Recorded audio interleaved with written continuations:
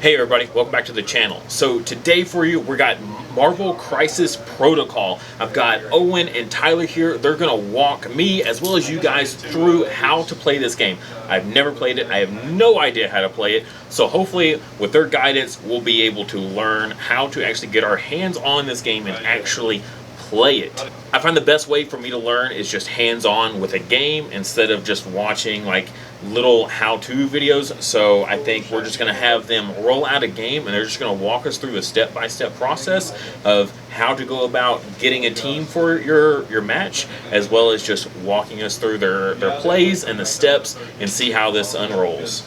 Alright, so what we're going to do here is each of us have brought a roster of 10 characters.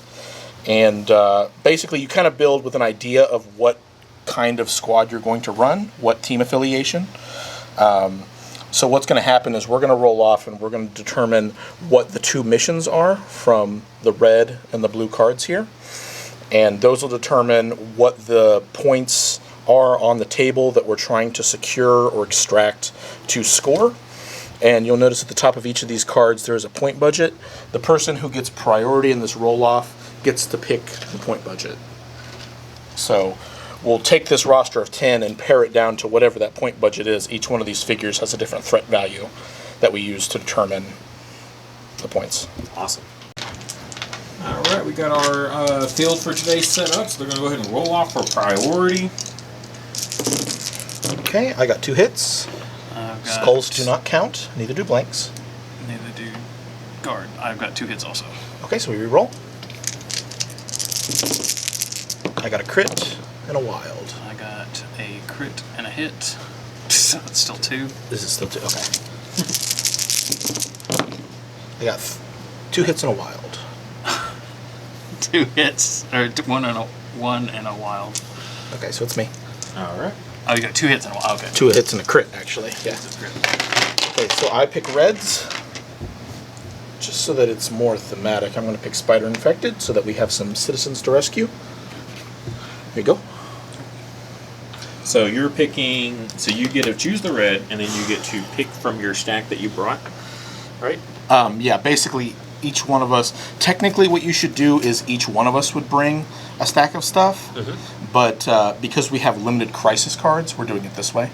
So in a proper game it would be a little different, but basically you each bring 3, and then depending on who gets priority gets to pick the extraction type of missions. There are 2 styles of missions. There's extractions, and what are the other ones called, Tyler? Secures. Secures. So basically one of them is a thing you pick up, and then the other one is a zone that you control. And so there's always 2 missions going on at the same time. So I picked the extraction mission, which is the thing that you pick up. He's going to pick the secure mission, which is what you control. They're both 17-point budgets, so we're working with 17 points here. What if they were different? Would it be just the highest? It's the one that the player with priority picks. Oh, okay. So even if he had picked like a 20, since you were priority, you picked the 17? Yes. Okay. And so we will set out the objective markers, but we're playing Infinity Formula Goes Missing and Spider Infected Invade Manhattan. So there will be some civilians that you can pick up and they can try and run away from you. And then there is pieces of the serum, which are the ones that you try and zone control. How many civilians is it? It is 5 Spider Infected civilians. All right. And then how does scoring work for us here? So like I said, there are 2 mission types. There are extractions and secures. Each one of those, typically, one of those points will give you a point at the end of the round. If you're holding it, or if you have the most figures in the secure. That's how you score points. And then we score to a total of 16 with a maximum of 6 rounds. So it's whoever has the most points at the end of 6 rounds, or whoever gets to 16 first. All right, sounds pretty straightforward. Really looking forward to this. So you just alternate placing wherever you want? They actually, each card corresponds to a map card, and that shows you exactly where on the board to space things out. Okay. So, and that's part of the strategy of picking your squad is, okay, do I want to be spread out apart? Do I want all my stuff in a type points? That's kind of the strategy in picking which mission types is best suited to your play style. Makes sense. All right, so I guess we'll go ahead and get those placed out and then get the game going. And like I said, we're playing at Garner's Games in Denison, Texas today. So if you're looking to get into Crisis Protocol, there is plenty of product here to choose from terrain pieces to the large characters, to the special terrain character box sets. That Quinjet looking great. Got a couple core sets as well if you're just looking to join in fresh with nothing, or if you're just looking for some models that might be a little bit harder, and there are extras behind all of these. There's just so much product for this game that getting it all displayed can be a little tricky at times. So like Hulkbuster here behind the new Red Skull Hydra and stuff like that. So there's tons and tons of product here. So again, if you're looking to jump into the game and you're in the area, this is a great location to come to. I've already chosen. All right, so each card will denote which map type we're using. So when placing out our objectives, so this one takes 5 people that are being rescued. This tells you exactly where on the map to place this. Each starter zone for the players here. So then you're going to use their the range rulers that they are provided in the core set here. So we got a range 5 and a range 2 here. So then you'll just go off the board edge there, and that will determine how far in, and then another off the side here, and that will determine how far in that you're going to go. And that tells you where to place every objective placement in the game here, so that way it's nice and even for both players. So and then we'll see you got all of our individual characters placed out there, or not characters, but people that are being rescued here, as well as the control points that you need to stay on top of. All right, so both players have picked out their minis, so they're going to go ahead and walk us through their lists here and explain their breakdown for us. Okay, I'll start. I am running the X-Men. So the way you build a squad in this game is there are characters that are leaders of an affiliation, and the bonus you get for picking that affiliation is typically you get to use that character's leadership ability. So I'm running Storm, leading the X-Men. There's a list on the website telling you what characters are part of an affiliation. And the give there is that only half of your team has to actually be affiliated in that affiliation in order for you to run the squad. So technically, Juggernaut and Miss Marvel aren't in the X-Men right now, but because I have more than half of the rest of my figures in that affiliation, I can still use that affiliation team ability. Makes sense. Storm's team ability is she gives all minis cover as long as they're beyond range 2, and she allows a free movement within range of another X-Men. So, like, if these guys are close to each other, Juggernaut could like leapfrog to range 1 of him for free. Free movement in this game is very good. So. Makes sense. And so y'all were restricted to 17 points, and each of these characters is worth a different amount of points depending on how strong they are. Yeah, Kamala, Beast, Storm, and Gambit are all 3, and Juggernaut's a 5. Okay, so yeah, a big difference there. Now, do you have to run 5 miniatures? I don't think there's a limit in how many minis you can or can't take. Okay. All right, and Tyler, what do you got for us here? I have normally this would be an unaffiliated team. I'm running Emma Frost, Spider-Woman, Psylocke, Domino, and Black Widow. However, Emma Frost kind of gave a new She has a card that lets her build her own affiliation. Mechanic. There we go. That's the word I was thinking of. It's new for her because that takes up one of my tactic card slots, but it does enable me to make them her Hellfire Club. So this is Emma Frost's Hellfire Club. And what is her team ability? Her team ability is once per round at the end of an allied character's activation, Emma Frost may use this leadership ability. Basically what it is if an allied character is contesting or holding a token or an objective, they gain a power and remove a wound. If they are not contesting or holding an objective, they lose a power and lose a wound. Oh, ouch. Okay. So it punishes them for not taking objectives and gifts and benefits them from taking objectives. Sounds cool. So looks like it's going to be a pretty cool game. All right, let's go ahead, and I think we're ready to actually start playing. Okay, both players have deployed out within range 3. So you use the range 3 ruler here. It can be at any point along that, so it can be at the end, on the side, way in the back if you wanted to. Probably best to try to get some, speed up there to get to the objective soon. And so Owen, since he was the priority player, he will be going first here. So walk us through our first activation here. Okay, before I do any activating, I'm going to play my first class tactics card. We each have 5 of these. We didn't mention this. We brought 10 to the roster, and you bring 5 to your final squad. And these give you special abilities. This one, the first class card, at the start of the activation phase, an allied uncanny X-Men character can play this card. I'm going to say that I'm playing it from Beast, I guess. Each allied uncanny X-Men character does not have to spend power the first time they interact with an objective this round. So normally, to pick up a dude, it would cost a power. But if it's my first time interacting with an objective that round, I don't have to pay that power. And is that for every character? For every allied uncanny X-Man. So technically, Juggernaut and Miss Marvel aren't, but Beast, Storm, in Gambit will be able to interact with objectives for free. Okay. All right, so my first character I'm going to activate is going to be Beast. It says on their card what their movement speed is. It's the double arrow right there. Beast is a medium, so he uses a medium speed template to go. So I'm just going to put this on his base. I'm going to pick up this object for free. Normally it would cost a power, but I can pick it up for free because of the card I played. And then I'm going to do another medium movement all the way over here, and I should be within range 1 of that dude. So I'm contesting that objective. Oh wait, hold on. Which one's? I think you did that backwards. I did it backwards. Yes, I did. My bad.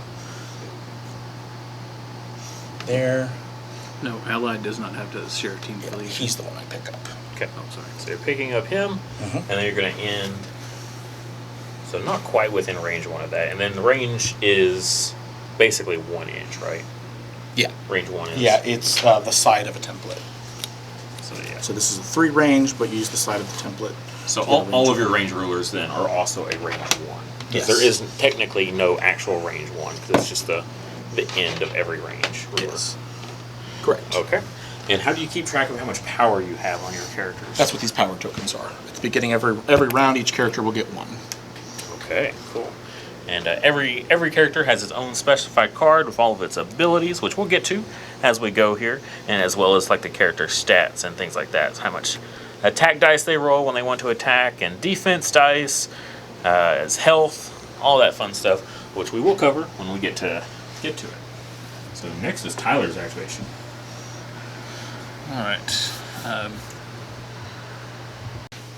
All right, Spider-Woman activated here. She did basically the same thing here, where she double moved, and she has a special ability. It's called a wall crawler that allowed her to go up on top of this building without being slowed down or anything like that. And then she spent on power, and then captured the guy on top of the building here. So very interesting. Both players just kind of running past each other. Definitely an interesting strategy for how the game is played. Alright, so we got our first attack here. So Psylocke has decided to use 1 action to move forward. Every character gets 2 actions per round unless they have something special. And so Psylocke here is going to attack. How do we perform an attack here, Tyler? All right. So the attacks all have a ranged, which is the bullseye symbol or scope, whatever. And then the strength is how many dice you're rolling of the attack. And then the little power symbol is how many power it costs. Each attack also has a type of attack. It's either going to be physical, energy, or psychic. In this case, she doesn't have any physical attacks, actually. She has an energy and 2 psychic attacks. After all, she is Psylocke. And so I will be rolling, I'm going to use her telekinetic katana, which is what a lot of people call her earner, which any damage that I deal to Beast, I'm going to get that back in power. So. Okay. 5. Alright, I've got 2 blocks, that won't count, and a blank, that won't count. I did get a burst, which is going to count as a success, and I get to reroll. Wow. You get to add a die. Right. Technically not a reroll, and that does sometimes sorry. matter. Get to add a die. And I got a wild, which does count as a success, so that is 3 successes. Okay. And is it, It energy is or energy. energy? Okay. A beast's energy defense is only a 2, so he's going to roll 2 dice. He gets a critical, so he gets to add 1 in. That's a what do you call it? Hit. Does not count for defense. And so that's 2 blocks. How many hits did you have? At 3. You had 3, so he takes 1 damage. So like we'll get. He'll take 1 wound. He does a total of 6, and then whenever you take wounds from an attack, you also gain power equal to how much damage you take. So he gains an energy. All right, so he took 1 wound then, and the amount of wounds he can take is the 6 right here, Yes. the heart monitor symbol here. Yes. And then once they hit this threshold, then They become dazed. So you flip the card, and then you have a wounded side, which has its own HP total, and sometimes different stats, sometimes not. do the abilities change at all? Sometimes they do. Depends on the character. Cool. So Juggernaut moved. When he moves, he gains power, and he hits harder if he attacks that turn. I'm going to use the superpower, which is not an action. Basically, I spend 3 power, and my character is pushed short. If I run into objects that are 3 or smaller, they get destroyed. And if I run into characters, it does a free damage. So let's take my short and move. Ka-chunk, I break this, what do you call it, this dumpster. The dumpster breaks. And then, am I within range? I think so. For my strike, am I within 2? So checking range for attacking. Barely. I'm going to use my my beast, my X-Men team ability to move off of beast. Basically, he's within range 2 of me. I can move anywhere to within range 1 of him. So I'm going to move myself right. Actually, I'm going to move myself like right here. Is that within range 1 of him? No, I don't think it is. Not within range of that. Okay, so I'm going to put myself right here, so where I'm range 1 of him and range 1 of the objective. Okay, so which out of all that, what was an actual action? The first movement was my 1 action. And then I used the superpower to do another small move. That was not an action. And then I used my team ability, which I can use once per round, to fudge my movement. Basically, anything with any team member within 2, I can move myself to within 1 of them. Free action. Very cool. Now, as my second action, I get 3 extra dice to my punch because I moved. So, Now, yeah. would you get more power since you use that ability, like those 2 extra free movements? Would you get power from that? From the moving? No, that only happens once per turn. Okay, Yeah, it's whenever I do a move action. gotcha. So, okay. 8 dice into Psylocke. Physical. A lot of dice here. Okay, that was a crit. So take these guys out. And then I got 1 crit, so I will roll an extra die. That was a blank. I got 5 successes. Physical. Physical. 5 successes. So then Tyler's going to reference his card there, see how many defense dice he gets for physical attacks. Alright, so physical attacks, Psylocke has 3. However, she does have an ability. Sorry, reading this real quick. This character's attacking or defending during the modified dice. Checking abilities there and power, seeing if he wants to Okay. activate Okay. anything. Oh, actually, before damage is dealt, well, I guess go ahead and roll first. Finish rolling.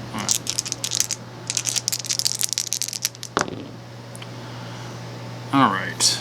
Now, normally this would be, this would count as a wild, so it would count as a success, so I would normally be 1. However, Psylocke has Martial Artist, which allows her, when she's defending against physical or energy attacks, she gets to count blanks as successes. So that'll be 2. successes. And, however, during the modified dice step of the attack, she may spend an amount of power equal to use this power.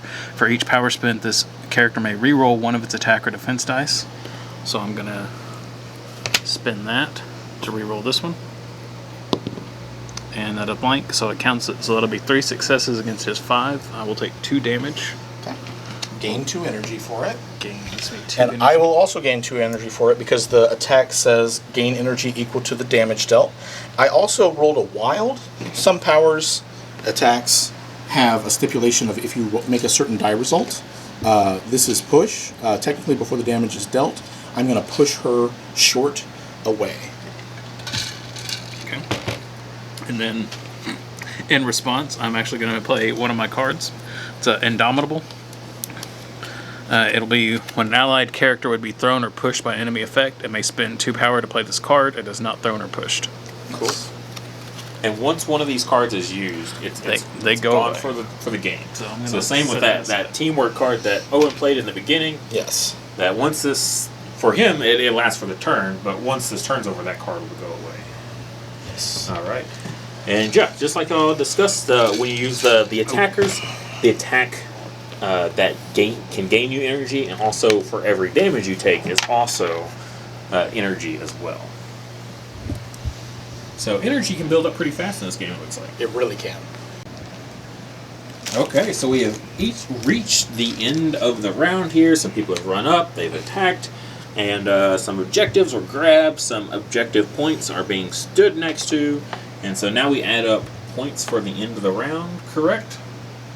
Yes. And the condition or the battle condition cards here for the game, they determine how many points each thing's worth, which I guess most are 1 from what I saw. Almost always. I think maybe there's a few that do more than 1. Like, there's one where you can like use up the objective tokens and get 3 at once. Stuff like that. All right. So then, what is the tally then for each player? Okay. All right. We'll do controls first. I control this spot. That's 1 for me. Tyler controls that spot. That's 1 for him. This one in the back, no one controls behind the building. And then Tyler controls this one with Psylocke and Black Widow. So that's 2 for Tyler, 1 for me. And then based on citizens, Storm has a citizen, Miss Marvel has a citizen, and Beast has a citizen. So that's 3 points for me, to a total of 5. Total 5. No, a total of 4, sorry. I had 1 4. and then 3. I will also have 4 because I had Domino has a citizen and Spider-Woman has a citizen. Cool. So And again, right now we were tied. just to point out there for controlling an objective there, it looks like Beast Move is on close, but remember, it's a range of 1. So you take any range ruler and you hold it up sideways here, and that determines the range there. And he is definitely greater than 1 away. So what happens at the end of the round then? All right, at the end of the round, there's not really after we total Yeah, you points. total it points, just you goes- clean up your tokens. Oh yeah, clean up Clean up your tokens. tokens to mark who. Those are just marking who had already activated.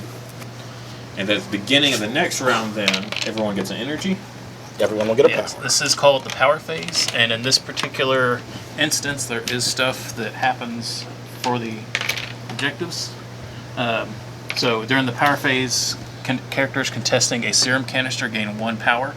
That will be in addition to their other power. So in this case, Psylocke, Black Widow, and Juggernaut. So even though Juggernaut's not controlling it, he is contesting it. So he will get a power from that. And then Psylocke and Black Widow also get a power. Same for Gambit and Miss Marvel and Domino. And that will be in addition to the power that they gain. And then the spider infected try and run away, right? Starting with the player with priority, which is me. Players roll 1 die for each character they control holding a spider infected. If the result is crit, wild, or hit, that character advances small before rolling for the next character. The opposing player resolves this advance. So basically, each one of us that's holding a citizen is going to roll a die. If we get hit, crit, or wild, that citizen is going to try and run away as controlled by the enemy player. Very cool. Hit, crit, or wild. Okay. And this is the beginning of the turn. Yeah, so it'll start with me because I have priority. So let's do Miss Marvel. Okay, that's a skull. That's a no. Okay, we'll start with Spider-Woman. That is blank, so. Okay. I'll do Beast. Hit. Okay. This guy tries to run away. Move him as you will, Tyler. Small. Oh. If I do that, he's going to be in range. Obviously, I want to get him away from Beast and Juggernaut. So, actually, Now that might make it easier for someone to back up and do both, kind of like I did with Domino, but it gets them away. Okay. Your Spider-Woman or Domino? Domino. Oh, That's a that hit. one too. Okay. I get to move dominoes.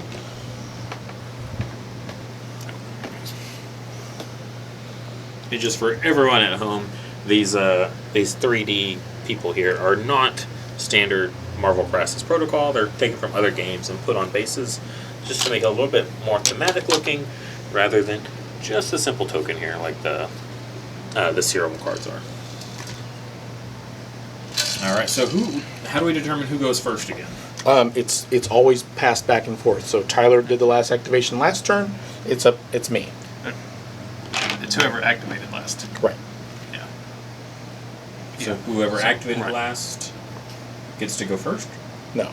Okay. It's always passed. Yeah. Gotcha. Sorry. Yeah, it's passed as if nothing had changed. Okay. So yeah, the game just keeps going. Yeah. Gotcha. So if Owen had 5 characters and Tyler had, say, 7, and then Tyler activated 2 more characters after Owen was already activated out, then it would go back to Owen. It definitely helps when you're playing quote-unquote elite teams, teams with very few members. Definitely does help because you're always going to go first. Makes sense. Super fucking good. All right. So Beast here, just use a power. An attack. An attack. Spent 4 power to use it, or 4 energy, and then in the process, pushed Psylocke back and gave her a condition called Bleed. How do condition work? Each one is different, but basically the only way to get rid of it is to either be staggered, or not staggered. What is it called when you Dazed. flip? Dazed, or to do the shake off action to get rid of it. Or sometimes there are cards that'll let you do it, but bleed basically when that character activates at the end of its activation, it takes a damage. All right, and it just persists. Then that condition persists until Dazed or a shake off. until dazed or the shake off action. Yes. All right, and there's only 3 actions, right? There's move, attack, or shake off. Yes. Those are the 3 standard actions. The standard actions, right? 'Cause Right. You have a whole list of different things on your cards that you can do. Yeah. The standard actions are those 3. All right, so Emma Frost here used her big ability here, so you got to throw 8 dice here, got all of them through into Juggernaut, which then throws Juggernaut, throwing Juggernaut now into Beast here. So That does 1 free damage to Juggernaut. Oh, Juggernaut's going to pay a power actually to take 1 less damage because that's a thing he can do. and then he's going to collide here with Beast. And so how that works is Beast basically you take their size. His size is 4. You add 1 to that, making it 5. Right? Hold on, I'm looking up dodge just to make sure I'm saying that right. So basically, think of this as an attack. Juggernaut is basically 5 hits coming into Beast, and he just makes a physical attack roll or physical defense roll. So his is 4. I got a skull. Is it 4 plus 1? Yeah, it would be no. It's 4 plus 1 for the attack, not for my defense. Okay. So it's 5 coming in. No matter what I do, I'm going to get stunned. Or dazed rather. So I'm just going to take it. I only take 1 damage because that takes me to my threshold. You stop at that threshold. So that takes me to 6. And then I put a dazed marker on Beast, which is this little guy. And all that means is that at the end of the round, I will flip his card. Okay. That would also, if he had not been activated, that would count as him being activated. Right. So if he hadn't gone already this round, then basically you just can't. Right. So, end of the round. So we've reached yet another end of the round here. So taking some damage on some characters. So we're at this point adding up points for controlling the what are these called? The secures. The secures. Storm has this one. No one has this one. This one Juggernaut has. Why does Juggernaut have this one? Because he's within range 1 of the bottle. And she is dazed. So she took her damage threshold. So she got the Yeah, dazed. her card flipped, and she's dazed, so she doesn't get to contest when you're dazed. So you basically are treated as if you're not there. But then Spider-Woman back around this building. Beast, it's the same situation. Beast is dazed, so Spider-Woman has it. So I get 2, you get 1 for secures. You get 2. You get 1 for secure. And then for extracts, I've got 1, 2, 3. Yeah, 3. Oh wait, No, Beast doesn't count. He doesn't count. All right, now I've got 1, 2, 3, and I've got 1. All right, so it looks like X-Men are taking the lead a little bit here. And then your dazed characters, their cards flip over then for the next round. Yes. Yes. Now technically they flip. So. And yeah, if they got dazed before they get a go, they just don't get a go. So that's what happened to Black Widow there. Is she just completely missed out on getting to activate this round because she got dazed by the Juggernaut. I am before she actually going to, because this is the cleanup phase. Okay. It may use this. It's one of the few ones. So it's called Interrogate. At the start, at the start of the cleanup phase, this character is within 2 inches of 1 or more dazed enemy characters. It may use this superpower. Its controlling player increases the number of victory points they score from crisis cards during this cleanup phase by 1. Also, just want to touch on a piece that hasn't come up yet, simply because Storm is just providing it at all times. But cover rules. So if Domino was to shoot Storm here in this dumpster is obstructing the view, then at any point, if you're drawing a line from any point on the base to any point on the defender's base, then and it obstructs by a size equal to or less object. So every object in the game has a different size. Official product actually has the number on the bottom there. A little difficult to see. Won't quite focus in. You see the number 1 there. And dumpster is size 2. Characters are size 2 as well here. So they do apply cover. Now how cover works is when you're rolling your defense dice, you're basically going to be able to modify 1 dice in your favor there. So say we rolled this, the skull. The skull can never be modified in any way unless you have like a very specialized like superpower that says so. You have your defense dice. This is marking a hit, which is not useful on defense rolls, and then a blank. We could technically turn this blank or this hit here into an automatic defense. So we could, in theory, change that hit or that blank into another defense, giving us 2 instead of the 1 that we rolled because of cover. And that's how cover works for this game. Now Storm, the reason it hasn't come up is because Storm actually has an ability that applies to her whole team here that gives cover to everybody. Basically, she puts out a layer of fog on all the teammates. So anytime an attacker is drawing a range greater than 2, then they pretty much always have cover. That's why it hasn't come up in this game very much. As well for dice here, other markers here. This is a crit. This is a wild. The swirly symbol is a wild. Can be used for offense or defense for succeeding. If a natural crit is rolled in your opening, then basically you get to just add another dice from outside and roll it and apply it to your roll as well. So crits are really good. Now you can't roll add a dice in, roll a crit. You can't keep adding and adding and adding. It only works on that initial roll, and then you can add in off that initial roll. Alright, so here we are going into the next round. This is going into round 4 here. Got some characters that got dazed that round. Domino got dazed. Juggernaut got dazed. Beast got dazed, I believe? No, Beast was dazed last round. Okay. So he'll be KO'd if I take him out this. Yeah, so if they hit their wound threshold a second time, then after the card is flipped, then they're just removed from the board, right? Yes. Yeah. Alright, and then points-wise, it looks like X-Men are holding down most of the hostages, actually all of the hostages. Or not hostages, but the spider people. And they are 1 point off from winning, so it looks like Hellfire Club needs to do some work this round. That's a lot of work.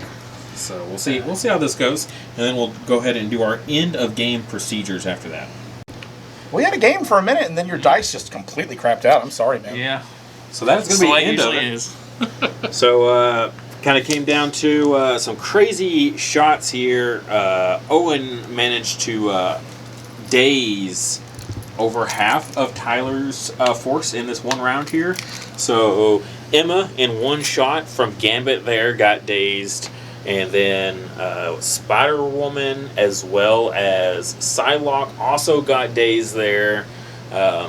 Juggernaut picked up Spider-Woman's carry. So points basically for this round. Owen has all 4 of the... 4 out of 5. Because Domino does have a Domino does have one, yeah. So 4. So Tyler will score 1 there, and then it's either Owen is controlling all of them, or there's the one contested of the different serums here. So a massive, like, final turn here of a crazy amount of points. It's like, what is that? 7 points in one turn for Owen to Tyler's 1. Yeah. 1. So yeah, pretty like crushing in there. Ended up calling it. Technically, there was still Miss Marvel and Storm left that could attack poor Domino here, probably pulling her out of the game as well as making her drop her your 1 point. Her 1 point. Yeah, Won't even let you have that. Insult to injury there. To take that 1 point away. But yeah, go ahead and call it because the game is 100% over at this point. And that will do it. So basically the slider goes down to 16 for Owen, and then Tyler would get 1 at this point. And so first one to 16 wins, or whoever has the most at the end of 6. There could have possibly somehow maybe been a way that Tyler could have scored a whole bunch of objectives this turn, and they could have tied. And then it would have went into tiebreaker procedures, which is a whole different slew of things. But yeah, that will conclude a basic intro game for Crisis Protocol. I hope you guys enjoyed this. If you do, definitely put in the comment section below what you think of the game. If we made any mistakes, please do let us know, so that way other people that come and watch it will see the comments and know what we might have messed up there. Hopefully we got everything correct though. And we'll see you guys in